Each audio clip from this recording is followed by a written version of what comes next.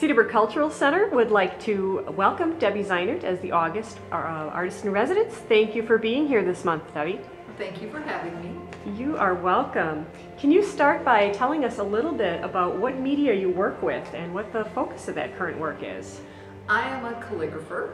I've been one since, I guess, as long as I can remember, but I've been one professionally for about the last 30 years. I do primarily wedding calligraphy, and I do pointed pen calligraphy, which is American calligraphy, as opposed to like chisel edge or broad pen work, which is more of the ancient monk type calligraphy.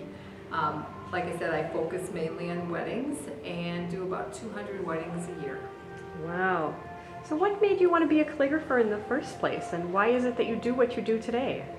I've been an artist since I could hold a crayon in my hand, and I've always loved letters. I used to cut letters out of magazines when I was a little girl, all the fancy letters, and try to copy them. I also used to trace like the letters on my grandmother's birthday cards to me when she addressed it to me because I thought they were so pretty.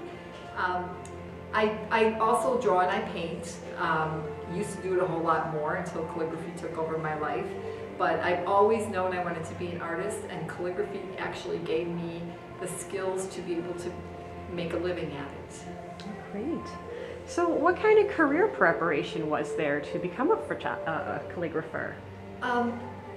It's pretty much learning a hand and getting my work out there, and the rest of it sold itself. And luckily I do something that is something people really need for a wedding or want for a wedding, and I do it well, and I don't have a lot of competition that does do it. So when someone needs a calligrapher, especially in this area, they find me, and I just do what they need me to do.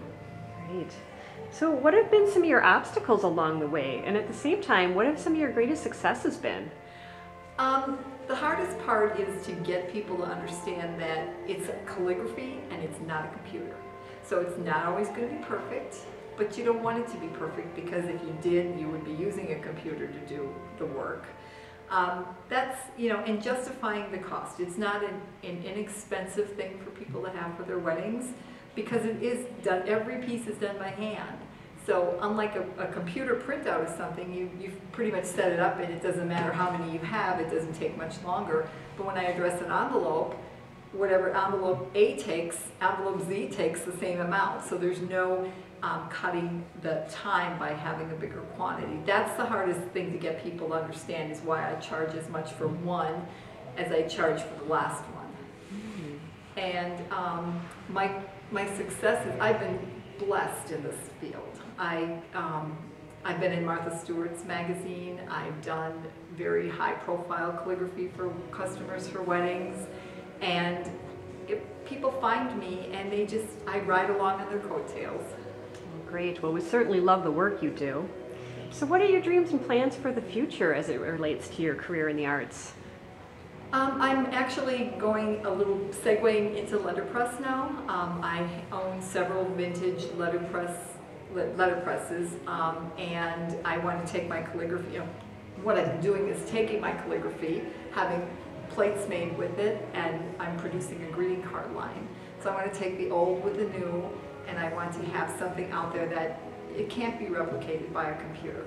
Wow, that sounds really exciting. Well, thank you once again for being here this month.